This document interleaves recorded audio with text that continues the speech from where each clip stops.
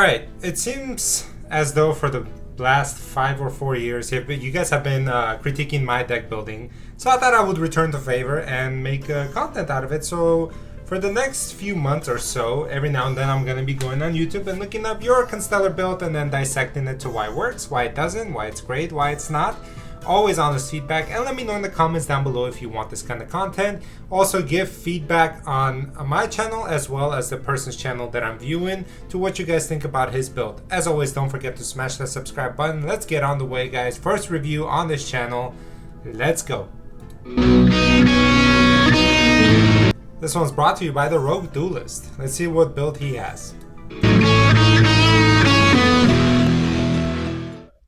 What's up YouTube, the Rogue Duelist here, bringing you another deck profile, and today I'm bringing you a Constellar deck. This deck is based on light monsters that can span the field and make... Pretty recent, 3 months ago, so it's not... It's an older build, so 3 months is good. Rank 4 and rank 5 monsters. Super cool to use, it's super fun. Starting with the monsters. Play 3 Constellar Pollux. Big plus on this. Probably one of the main summons of the deck, and when it's normal summoned you could get an additional normal summon or set once per turn. Play 3 Constellar Caduceus. Yep. If you control a Constellar monster, you can special summon this card from your hand. And during your main phase you can add a Constellar spell or trap from your deck to your hand. And if this is used as a material for a XYZ monster, and you battle a light or dark monster, you can banish that monster. Don't forget that effect. That effect is actually pretty handy in today's meta since there's a lot of light and dark decks. Play 3 Stknight Lyran. This is a Stknight monster, but it's also considered as a Constellar card as well. If a Stknight or Constellar monster is normal summoned to your field, you can special summon this card from your hand. Also, you can add a Stknight spell card from your deck to your hand. Play 2 Stknight Altaran. If this card is summoned, normal also... Actually, so far, this is a very clean list that I've seen. Ratios are pretty good. Special summoned, you can target cards on the field up to the number of light and dark XYZ monsters you control and then destroy them.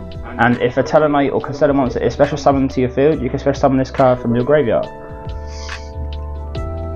I play 2 Constellar Cows, and this is the level modulator of the deck. It can increase or decrease a Constellar monster by 1. You can use this effect twice per turn. He is not necessary. Now, neither is this next one. Play 2 Constellar Algaidi. Apologies if I'm saying these names wrong, but they're really weird names. When this card is normal summoned, you can special summon 1 level 4 Constellar monster from your hand.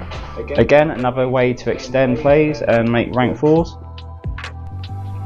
I play 2 Constellar Sheraton. Sheraton is a 3-of in any deck, in any build. In my opinion, Sheraton needs to be a 3-of. This is your 1-card combo. I don't think you need cause anymore, just because you have the spell card that essentially does the same thing. This is the Stratos of the deck. When it's normal summon, you can add a Constellar monster from your deck to your hand. The only downside, it's level 3, but it can be level modulated by the other cards in the deck. Also, there's a way you can cheat this effect out with one of the monsters in the extra deck, which I will get to. 1 Photon Thrasher for extending plays. 2 Honest, as it's a pure light deck and no one really expects Honest nowadays. No one does. And for the hand traps, 3 Ash Blossom, 2 Nibiru, and 3 Imperm. I do like the I generally like Nibiru. However, I think a lot of decks are playing around it now, especially with Engraver coming out soon. You're just not gonna need... Nib is gonna be an afterthought. Standard hand trap lineup for me. Onto the spell cards. Play 1 Constellar Star Chart. Again, all this Constellar spell and trap cards are searchable in this deck. So you only need one of these cards. Once per turn, when a Constellar XYZ monster is special summoned to your side of the field, you can draw a card. Yeah, I have no problem with that spell card. A lot of people don't like running it. I have no problem with it. There's better pluses in the deck that you can run. One Constellar Twinkle.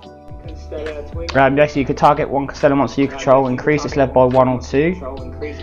And if this card's in the graveyard, you can banish a Constellar monster to add this card back to your hand, so you can abuse its effect and do it again. I play 2 Constellar Tellarknights. When this card is activated, you can special summon one Tellarknight or Constellar monster from your hand or graveyard. Its other effect is also you can target a Tellarknight or Constellar XYZ monster you control and special summon from your edge one Tellarknight or Constellar XYZ monster with a different rank by using that monster as material. So it's a good way. This card works very well in the deck. There's like a couple of bridges you can. This is the second person that I see running Small World. I might test this out, although I don't really like it because it is a neg1 basically. A lot of people say it isn't, but it is a neg1 because you are banishing a card and another card from your deck. So it's -1. Because you activate this card, that's 1. It's not a 1-for-1 trade-off. You can use with this card and search what you need. 1 reinforcement of the army, because there's a couple of warriors in the deck. 2 lightning storm. 1 harpies. 1 Corby. And 2 talents. Completely mad at what he's running here. I mean, that's I guess his board breaking approach to break boards. There's better cards. Instead of Feather Duster's fine, but instead of Lightning Storm, I probably. So that's the main deck. I will show you the extra deck. I play 2 Tellarknight Constellar Caduceus. This is one of the newer XYZ monsters for the deck. If this card is XYZ summoned, you can target 1 Tellarknight or 1 Constellar card in your graveyard, hand or deck, then detach summon. So that's how you can cheat out other effects from the Constellar monsters. I play 1 Constellar Omega. This is a quick effect. You could detach a material from this card. All Constellar monsters you control are unaffected by spell and traps this turn. I play 1 Constellar Persephone. During a damage level of either player's turn, when a Constellar monster you control is targeted for attack or attacking, you can detach a material from this card and the Constellar monster can gain 1000 attack until the end phase. Play. This guy is full on committed to the Constellar build. I thought this was like very pure looking, and clearly it is. This guy's playing like the base version of the deck with slight improvements. That's not gonna work. Not in today's meta. Every extra deck monster needs to count, and the last 2 before Pleiades that he showed me, they 2 don't matter. Constellar Pleiades, one of the main boss monsters of the deck. This is a quick effect. Also, he's not running Sombre. Sombre, if you're running pure Constellar build, like heavily, you need to have Sombre in there. On any card on the field. So you can target a monster or spell or trap on the field and return it to the hand. 1 Constellar Ptolemy M7. I have no idea how to say this word. You can overlay this on any Constellar XYZ monster. I'll play 1 Tellarknight Constellar Diamond. You can also overlay this on a Tellarknight XYZ monster. This card can also be XYZ summoned using the spell card Constellar Tellarknights. It's banished instead.